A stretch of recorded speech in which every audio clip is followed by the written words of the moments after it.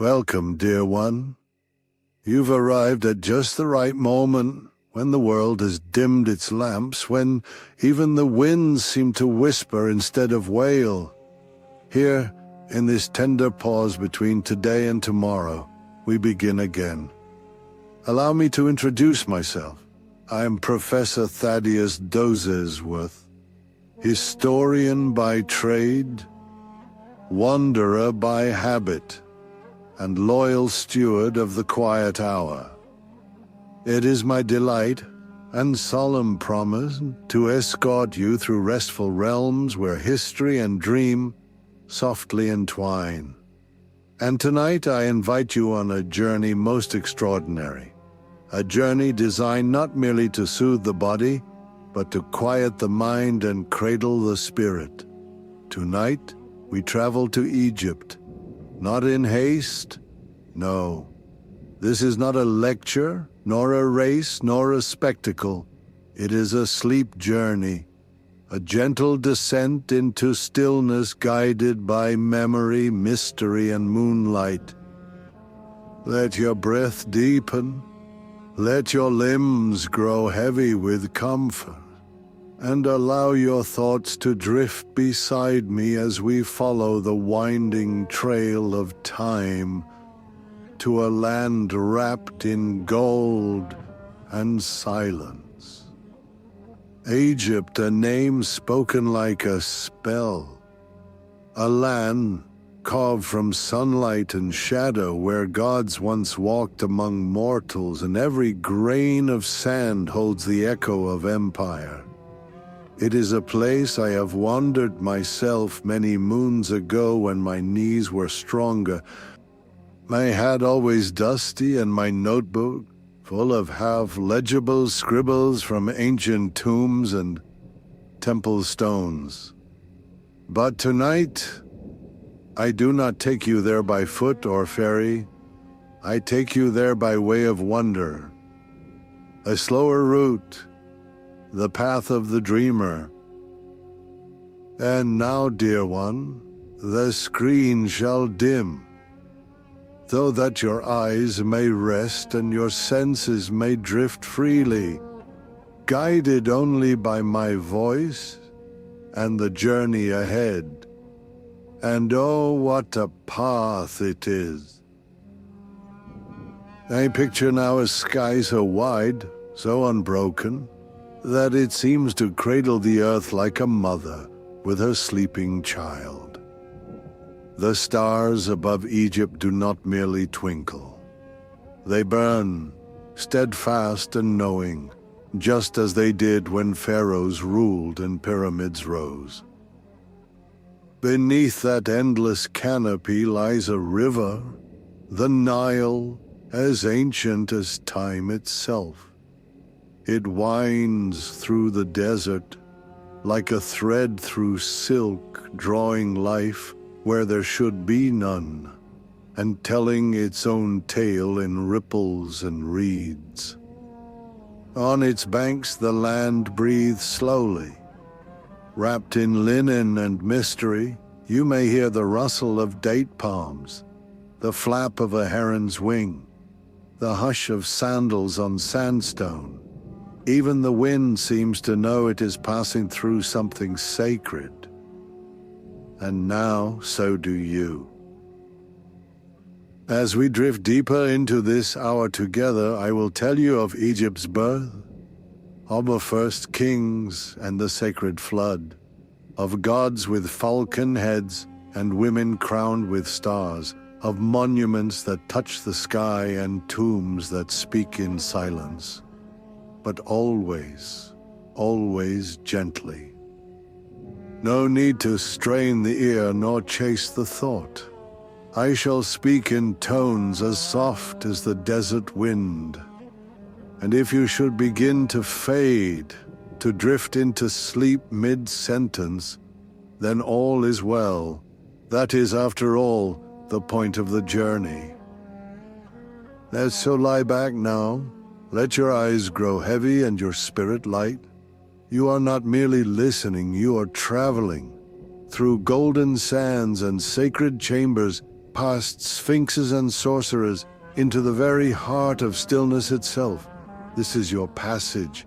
This is your rest. This is Egypt. And our journey has just begun.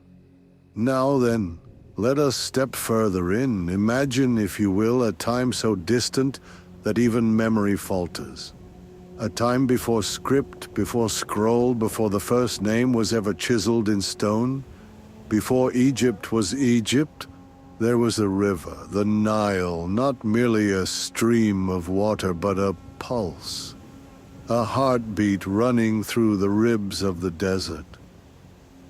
Each year, without fail, its banks would swell, its waters would rise, not with destruction, but with blessing. The flood was sacred, a gift from the gods. It came as predictably as breath, spilling silt and soil so rich that crops would leap from the ground as though kissed by heaven. And so it began. Small clusters of people drawn to the river's rhythm. They learned her language of planting, of waiting, of harvest. They built homes from mud brick and worshipped under open skies. They watched the stars, they told stories in firelight, and they named their world Kemet, the black land, for the dark soil the Nile bestowed each year. To the west, the red land, the desert, stretched silent and infinite. To the east, the sun rose each day with a promise, and in between, life blossomed. In time, these settlements grew. Villages became towns, towns grew into nomes, small districts governed by local lords. And then came kings, men who claimed divine favor, men who wore crowns not just of gold, but of two lands united, Upper Egypt, the tall reeds and valleys of the south, and Lower Egypt, where the river fans out into the wide, fertile delta. It was Nama, or so the legends say, who first wore the double crown, white for the south, red for the north, together upon one brow, a symbol of unification. And with this uniting of lands, the story truly begins. The first dynasty. Stone by stone, order was etched into the land. Laws were spoken, temples were raised. And in sacred chambers, kings became more than men, they became divine. The ancient Egyptians believed life did not end at death. It simply changed direction. And so from the very beginning, they built for eternity. Tombs were not graves. They were gateways, doorways to the afterlife, lined with prayers and spells, painted with stars and boats and offerings for the soul's long voyage. And always the gods watched. Ra, the sun god who sailed his golden bark across the sky each day. Osiris, lord of the afterlife, whose green skin marked him as reborn. Isis, the motherly magician. Anubis, jackal-headed protector of the dead. Thoth, with the head of an ibis, scribe of the heavens. Each god a whisper of nature's power, each a comfort in the desert's vast silence. By now, the pyramids had not yet risen, not yet, but their dream had already taken root in stone. These people, so distant and yet not so different, looked upon the stars each night just as we do now, and wondered, where did we come from? Where do we go? And how do we honor both? In their questions, they built temples. In their rituals, they found rhythm. And in their hearts, they found rest. So rest, dear traveler. Let these ancient beginnings cradle you. Let the hush of early Egypt settle over your thoughts like a linen veil. We are only at the beginning, with many more kingdoms to rise, many more secrets to unfold. But for now, let the warmth of the Nile remain in your bones. Let the slow turning of the stars lull you, and let the desert silence wrap itself around you like a cloak woven in gold and peace. Ah, yes, do you feel it, that subtle shift in the air? The golden hush, as if time itself is holding its breath. We have now arrived at what many call the pinnacle, not just of stone and symmetry, but of vision and devotion. This is the age of pyramids, the age of pharaohs, cast not as kings, but as living gods. Let us settle in, you and I, beneath a pale moon above the western desert, where the sand sighs and ancient silhouettes rise against the stars.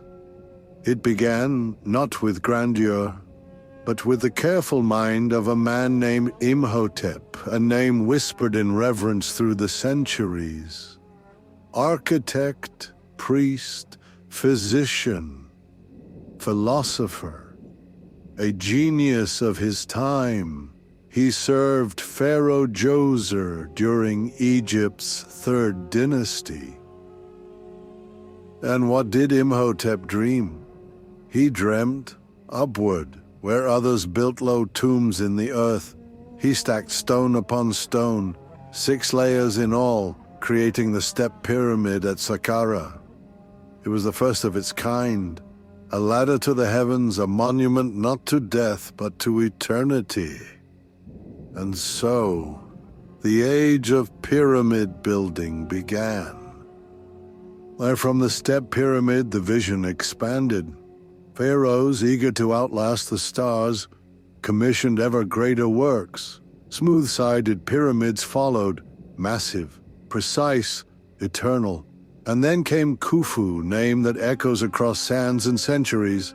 Under his reign, the Great Pyramid at Giza was born, a wonder among wonders. Over 2 million limestone blocks, each cut, carved, and placed with near divine accuracy. No mortar, no machinery, only the will of thousands, working not in chaos but in harmony. Not slaves but citizens, bound by ritual and reverence. Imagine it now, the shimmer of sun on pale stone, the cry of herons overhead, the chants of workers echoing across the valley as the pyramid rose slowly into the arms of the sky. Why such height? Why such precision? Because in Egypt order was everything. This was the age of Ma'at, the sacred balance of life, a principle so dear, so central, that even the gods bowed before it. Ma'at was truth, harmony, justice, the stars in their courses, the Nile in its flood, the heart in its stillness. The pharaoh, you see, was not merely a ruler, he was the keeper of balance, a bridge between the mortal and divine. So when a pyramid was built, it was not merely a tomb. It was an act of cosmic alignment, a beacon of peace, a prayer in stone. Beside the pyramids, the Sphinx keeps watch, carved from a single ridge of bedrock, its body that of a lion, its face, perhaps, that of Khafra, son of Khufu. Its gaze is eternal, silent knowing, a riddle wrapped in time, and still it endures, sand blown and scarred, but steady, as if guarding more than just the tombs behind it. Perhaps it guards the dream itself. Now rest, dear one. Let the sun set over the Giza plateau in your mind's eye. Feel the day grow cool, the desert wind curling gently through the palms, the stars wheel overhead, just as they did for the workers, the priests, the pharaohs. They too lay beneath this same sky, wondering what dreams might come, and now you too dream beneath it. For here, in this age of stone and silence, we are reminded that even the greatest monuments begin with stillness, with vision, with breath. So breathe, dear listener, breathe deep and slow. You are not in a hurry. You are home, here in this moment, in this golden hush between memory and sleep.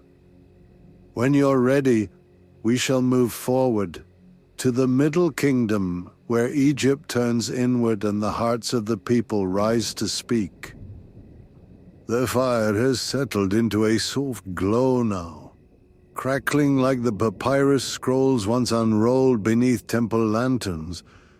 And so we press on, not forward, not backward, but inward, into what the ancients called the Ichtaui, the Caesar of the two lands, the beating heart of Egypt reborn. This was the Middle Kingdom, a time of reflection and refinement, of unity regained after disarray. The pyramids still stood, casting long shadows on the desert floor, but now Egypt looked less to the sky and more to the soul. Here, dear traveler, let us stroll together along the edge of the Nile, just as it flows today, still tireless, still true. You might see small wooden boats with bright painted hulls gliding between reeds and riverbank villages where fishermen cast their nets with ancient rhythm. The scent of warm bread drifts from open-air ovens, and children laugh as they chase one another through dusty alleyways. Camels sway under the sun. A woman in a blue headscarf balances a basket of figs on her head, her silhouette an echo of 1,000 years. The old and the new exist here, side by side, woven as tightly as the palm fronds of a woven mat. And so it was during the Middle Kingdom, a weaving together of strength and softness. After the chaos of the first intermediate period, a time of fragmented rule and hungry kings, a nobleman named Mentuhotep rose from Thebes, his crown heavy with the hopes of a scattered land. He reunified Egypt, and with that single act, ushered in a golden chapter of thought and balance. The pharaohs now ruled not with brute might, but with a scholar's eye and a shepherd's heart. The stories carved into tombs became more tender, depicting not just gods and triumphs, but farmers tending fields, families embracing, musicians strumming harps beneath fig trees. This was Egypt remembering itself, not merely as a land of grandeur, but as a people, a culture, a rhythm of life tied to the turning of seasons and the pulse of the river. Walk with me now through the ruins of Karnak in the city of Luxor, once called Thebes, the beating heart of the Middle Kingdom. By day, the columns soar toward the heavens, painted once in ochres and deep blues, now sun-bleached, but still noble, like elders telling stories in silence. At sunset, their shadows stretch across the paving stones, like fingers pointing toward the divine. And by night, the temple glows. Lanterns flicker, and the air is sweet with jasmine and dust. One might hear the low, slow murmur of prayers from the nearby mosque, layered over the imagined echoes of ancient hymns to Amun-Ra. This is Egypt, dear one, not lost but living, not frozen in stone, but flowing, like the Nile herself. In this age, literature bloomed, poetry etched into limestone, philosophy whispered in classrooms of scribes. One famous tale, The story of Sinuhe speaks of exile and return, of longing for the homeland, a theme as old as wandering itself. And don't we too wander? Not across deserts, perhaps, but through thoughts, through memory, through dreams. The Middle Kingdom was a time of grounding, of finding the sacred in the everyday, of remembering that even amidst politics and palaces, the simplest joys, a bowl of dates, a child's laughter, a well-dug canal, are the truest treasures of all. So rest now.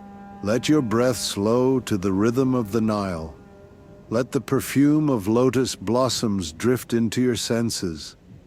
Let the wind from the west, the breath of the desert, brush against your face like the hand of an old friend. We are here beneath the moon, with stars that shine the same as they did 5,000 years ago. You are not lost, you are found, in time, in peace, in Egypt. And when you are ready, we shall press on to the golden age that awaits us next, the new kingdom where pharaohs become legends, and temples rise like dreams from stone. Where stone speaks and glory glows, now this is the Egypt that dreams are made of, the age of power and poetry, of towering obelisks, vast temples, and kings so mighty their names still echo through the corridors of time. There's a new kingdom. From the 16th century before the Common Era, Egypt rose once more, and this time she did not merely rise, she soared. Let us pause now on the banks of the Nile at Luxor, where lanterns flicker like fireflies and boats drift by with lanterns glowing gold. In the modern city, markets bustle with spices and voices, the scent of cumin and sweet hibiscus tea dancing on the air. But just beyond, as if waiting patiently in the wings of history, stand the temples of Luxor and Karnak. They're massive, majestic, timeless. Here the gods were not distant, and they were present. Their names etched in stone, their likenesses carved 20 feet tall, Amun, Mut, Khonsu, and of course the great Ra, the sun itself. Even now, the columns of Karnak rise in proud rows, thick as tree trunks, their surfaces lined with hieroglyphs that whisper tales of war and worship, of oaths and offerings. Stand among them, even in the mind, and you will feel it, a hush, as if the very stones remember what we have forgotten. This was the time of Egypt's greatest kings. Ah, dear listener, the names are legends. Hatshepsut, the queen who ruled as pharaoh, her mortuary temple nestled in the cliffs of Deir el-Bahari like a vision carved from the horizon. A woman, yes, but more than that. A leader whose reign was peaceful, prosperous, profound. Trade routes flourished, art bloomed, and Egypt exhaled. Then came Thutmose III, the warrior pharaoh whose armies marched beyond the borders of the two lands into Syria, into Canaan, bringing home treasures and tales alike. And of course Amenhotep IV, who renamed himself Akhenaten, heretic to some, a visionary to others. He turned the entire kingdom's gaze to one god alone, Aten, the sun disk, and built a new capital in the sands of Amarna. Some say he was mad. Some say he was misunderstood. But what is clear is that he changed the rhythm of the Nile, if only for a moment. And what of the most famous name of all, Tutankhamun, the boy king, born of Akhenaten's revolution and crowned while still a child? He restored the gods to their temples and the people to their faith. His reign was short, A flicker of light, but oh, how it lingers. When his tomb was found in 1922 by Howard Carter, sealed beneath the sands for more than 3,000 years, the world gasped. Gold, jewels, chariots, even the linen that wrapped his body still bore the scent of sacred oils. It was as if he had only just fallen asleep. And perhaps he had. Walk now with me through the Valley of the Kings. The air is dry, sun-baked. The hills around you ripple like frozen waves. Below lie the tombs carved deep into the rock, hidden from time. Inside, the walls still glow with color: cobalt blues, fiery reds, golden yellows.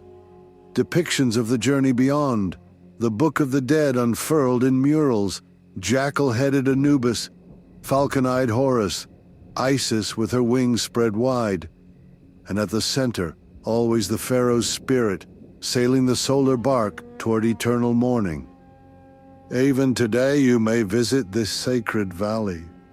The tombs remain, carefully preserved, while the desert wind dances softly around them. Tourists arrive in hushed reverence, camera shutters whispering in the silence. Children gaze upward at the stars painted on the ceilings, while guides murmur stories as old as sand. And you, dear one, though your body may be curled beneath blankets, your soul may travel freely, through columns and corridors, through torchlight and twilight, through memory and myth.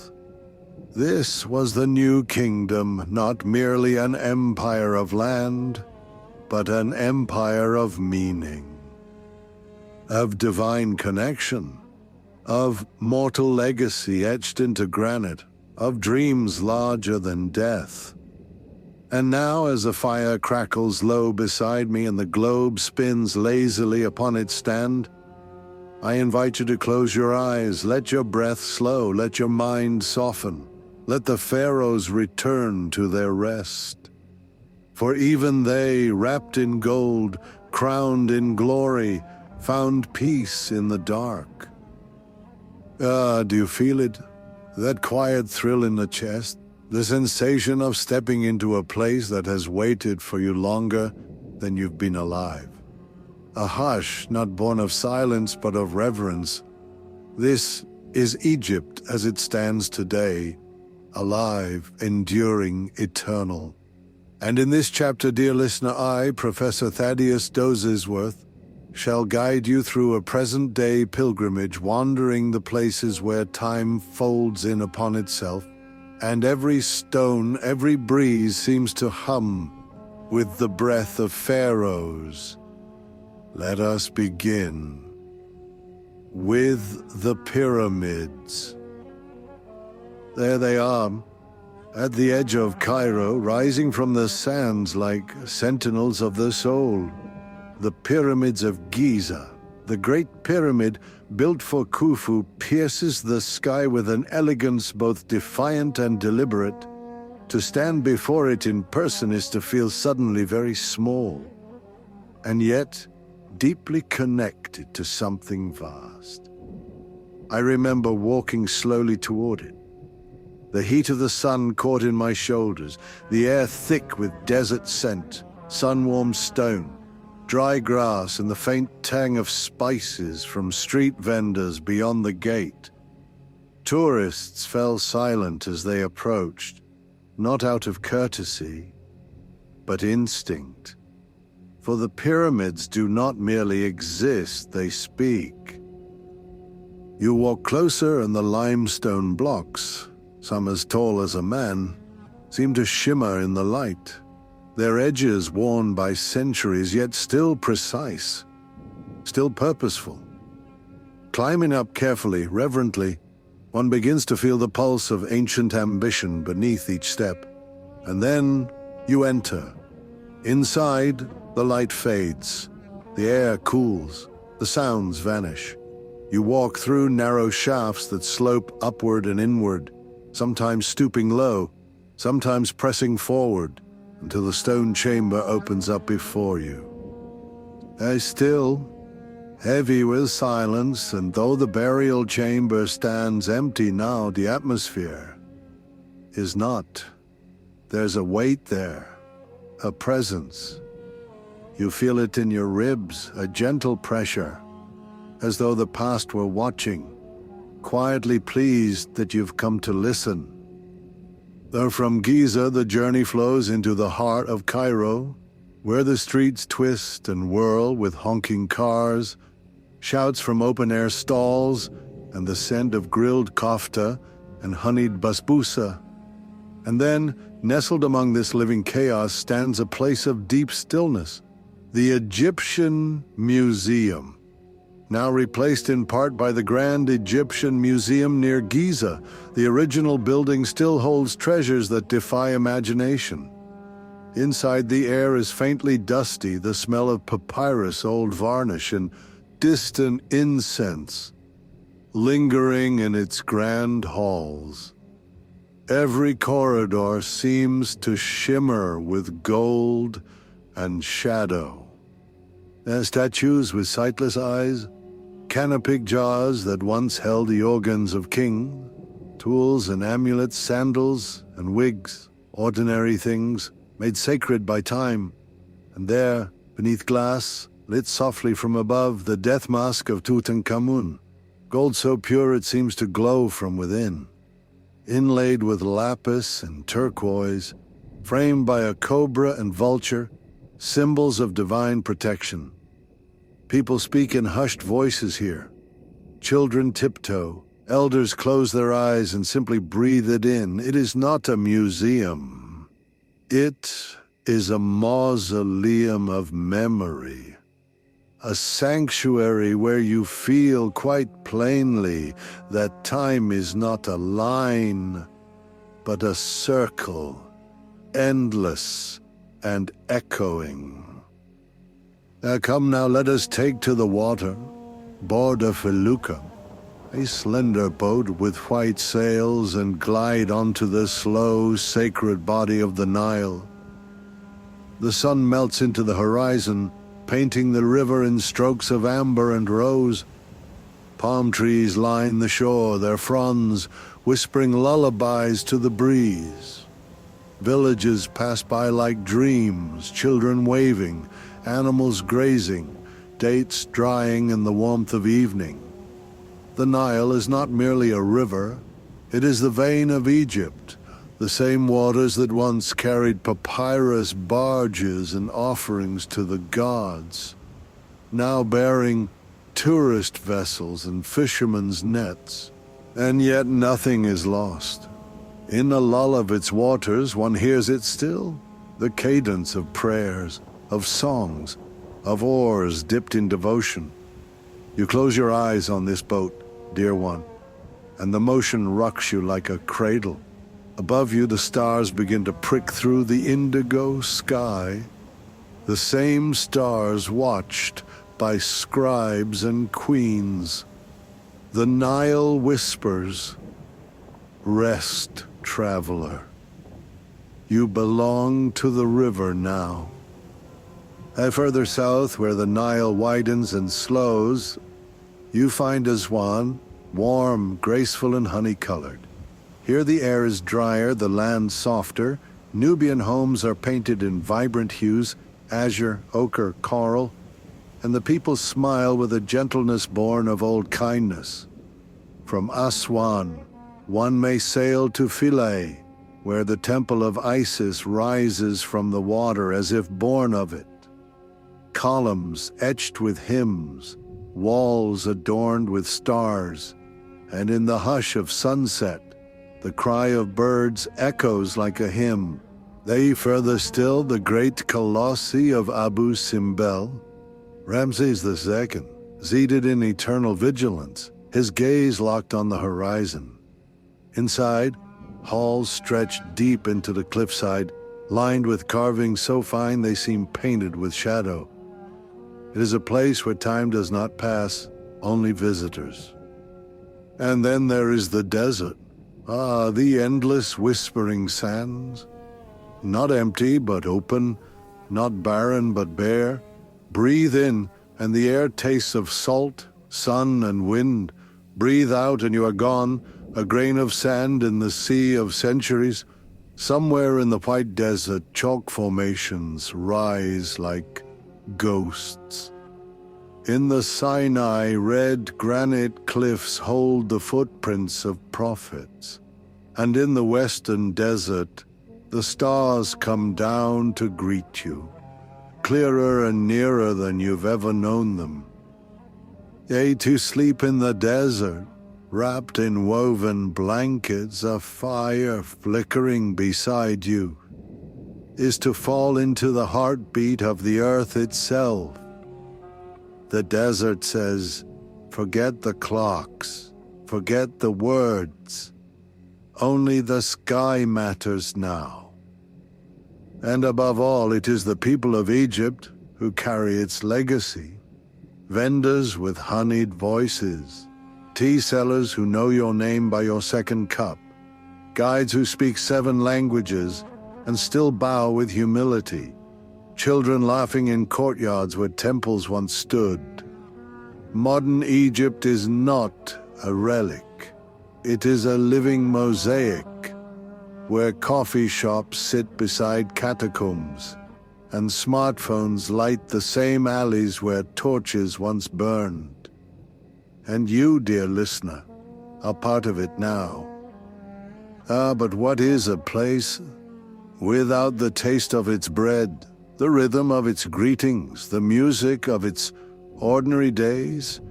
We've wandered through temples and tombs, we've traced the Nile and breathed the hush of pyramids, but now, dear one, let us lean in even closer to the heartbeat of Egypt, not carved in stone, but carried in hands, hearts, and kitchens.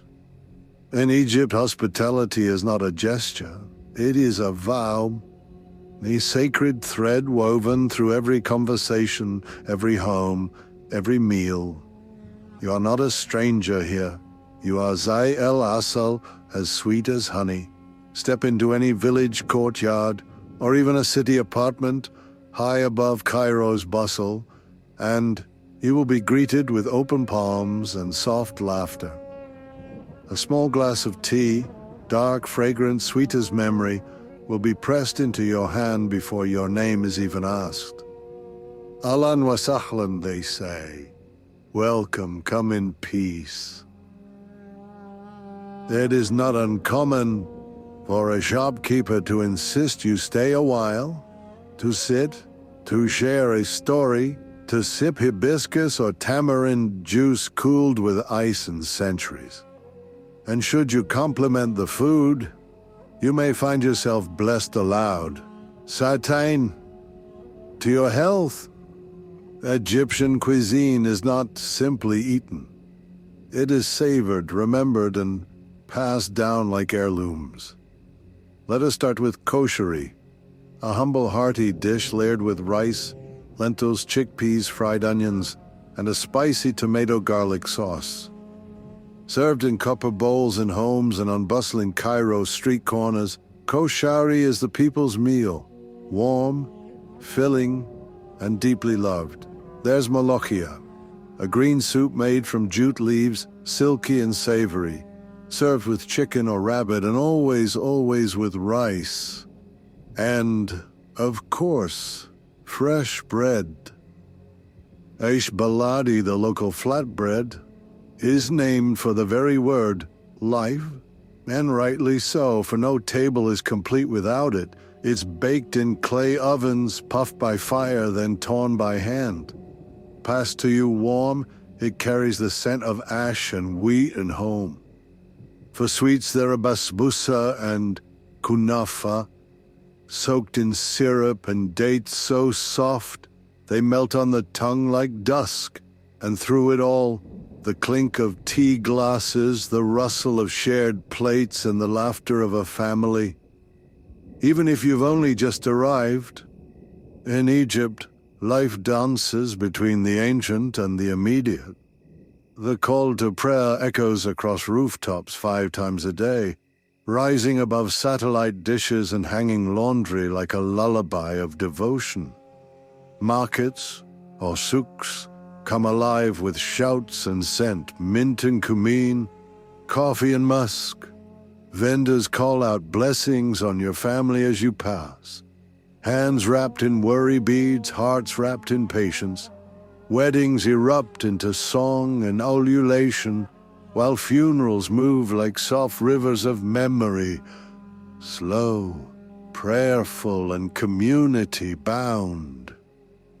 In many homes, old customs linger lovingly. Shoes are left at the door, bread is never wasted. Water is poured for guests before it is poured for oneself. And above all, there is the art of sharing, of food, of stories, of time. No wander through Egypt is complete without stepping into the spell of a bazaar. In Khan el-Khalili, Cairo's centuries-old market, the world feels stitched together in color and call. Lanterns hang from every beam, glass mosaics that flicker like bottled starlight. Spices are mounded high in copper bowls. Saffron, cinnamon, hibiscus, anise. There are leather-bound books that smell of ink and sun, scarves that float like smoke, and perfumes poured from ancient-looking vials with droppers made of glass. There you might to barter for a bracelet or linger for an hour just watching the shopkeepers sing to their merchandise. And above it all, the sound of a flute. Somewhere, someone is always playing. Today, Egypt glows with contrasts. Cairo's skyline hums with traffic and neon, yet tucked within it are courtyards where dervishes still whirl. Alexandria kisses the Mediterranean with art and espresso. Luxor and Aswan cradle the same temples and tombs they've always held. Now with tourists marveling and locals gently guiding the way. The young carry phones and wear jeans, but still bow their heads as the sun slips into the Nile. The elders sit in cafes, playing backgammon under grapevines, their eyes full of eras they rarely speak of, but always remember. Egypt is not frozen in time. It is alive, brilliantly, humbly, gloriously alive. So now, dear traveler, as we sip our last sweet tea in this land of golden prayer, let us linger just a little longer in its warmth. The pyramids may fade into silhouette, the market stalls may close their shutters, but Egypt, in scent, in taste, in kindness, remains within you. You have not merely visited, you have been welcomed. And now, you are ready to rest. And so we come to the end, not with a full stop, but with an exhale. Like the Nile at dusk, slow and sure, like lantern light flickering low in a far-off window, like the hush that follows the telling of a cherished story, we arrive at the tender edge of sleep. This journey, dear listener, has been no ordinary wonder. We have moved not only through time and temple, not only past statues and sands, but through the layers of wonder that still live and breathe in every corner of Egypt. We've stood beneath the mighty pyramids, those silent poems of stone and eternity. We've walked through the great halls of pharaohs and saints, through the scent of incense and the hush of history. We have touched papyrus and prophecy, sipped from a cup of culture, dined on dates and kindness, listened to the past hum through marketplaces, and felt the present pulse through modern streets. We've bathed in the gold of deserts, in the blue of seas, in the spice of language and laughter, and in the company of people who still greet strangers as if they were family returning home. And now, we do not leave it behind. No, no, Egypt does not vanish behind you, it nestles within you. Its colors, its textures, its sighing sands, they linger in the folds of your imagination like grains tucked in your shoe after a long day's walk. And the stillness we find now, it is the same stillness held within the pyramid, the same peace that drifts along the Nile, the same quiet kept in the eyes of statues who have watched centuries come and go like caravans in the distance. Let it cradle you now. Let your breath grow slower, like the turning of a star above the desert. Let your body soften, like the sailboats that drift gently across the Nile at sunset. Let your thoughts quieten, like a market at day's end when all is done, and lanterns are low and hearts are full. There, sleep, dear traveler, for your spirit has roamed far this night. And now Professor Thaddeus Dozesworth shall close his book, tend the embers in the hearth, and tip his head in grateful reverence. Thank you for wandering with me. May your dreams be wide as the sky above the pyramids, deep as the sea that kisses Alexandria, and warm as tea served by a stranger who calls you friend. Good night, and may peace walk beside you always.